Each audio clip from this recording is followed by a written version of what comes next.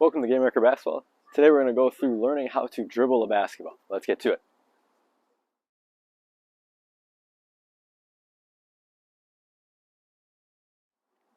So we're going to learn how to dribble a basketball through a variety of steps. So we're going to start with step one, getting into kind of an athletic stance where your feet are shoulder width apart. You're not standing straight up for right now. You're bent over just a little bit. Now you're going to focus on just off of your toes. You can go right or left hand. We'll mix it up anyways. I'll start with my right hand. And you're just going to work on bouncing that ball in that spot, getting it back up to your hand. Making sure we're not hitting it off our toe, making sure it's not going way over to the side, and just kind of getting used to bouncing that ball to the floor up to your hand. And you'll do that on both sides to kind of get comfortable. The next step is kind of figuring out that we don't want to use our palm to dribble the basketball. We should be using our fingertips. So as you are dribbling, you are going to essentially kind of squeeze that ball out of your fingertips. Again, concentrating on hitting that spot. We're not going way over here and trying to control it. We're not bouncing it off our toe. It gives us a spot to make sure that we're there.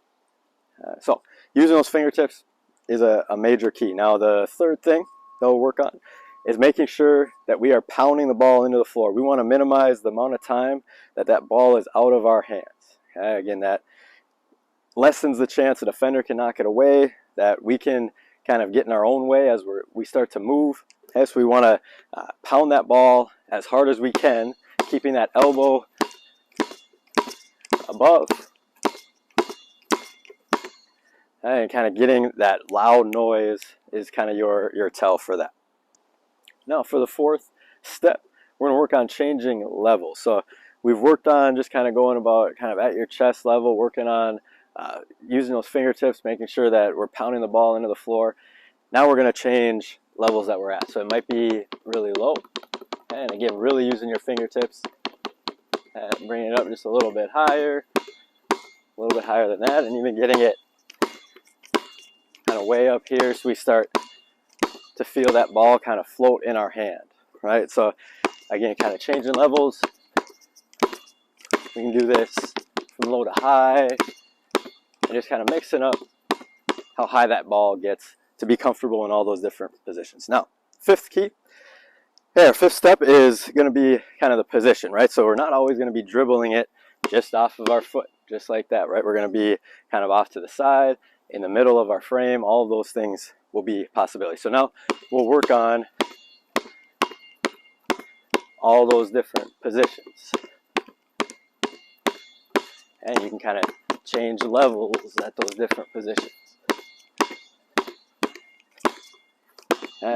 Left hand, right hand, working on all of those different positions. Now, last step before we kind of start moving is going to be different angles that ball is going to come up to your hand, right? So again, we've worked on just kind of this pound dribble, right, where it's going kind of straight down, straight up, right? Any other kind of dribble that we have, right, any exchange, so a crossover, a through the legs, behind the back, and then kind of an inside-out turn dribble, right? That ball is going to bounce in different directions, and we're going to have to be able to kind of catch it and put it back down without literally catching the ball. So being able to practice some of those things. So working on that turn dribble, keeping that ball kind of on one side of the body, getting to the middle. Working on your crossover. Again, it's going to kind of change that angle. You can go quicker, kind of wider and slower, right, through the legs, back through.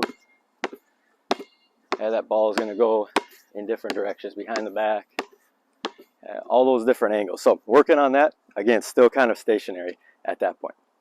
Now we want to incorporate some movement into our ball handling. So we've gotten comfortable dribbling the basketball just in general, different levels, pounding into the floor, different angles, different dribbling moves as well. Now we want to kind of work on those while moving. Now, first thing, it can just be as simple as kind of moving our feet, as we're playing, right?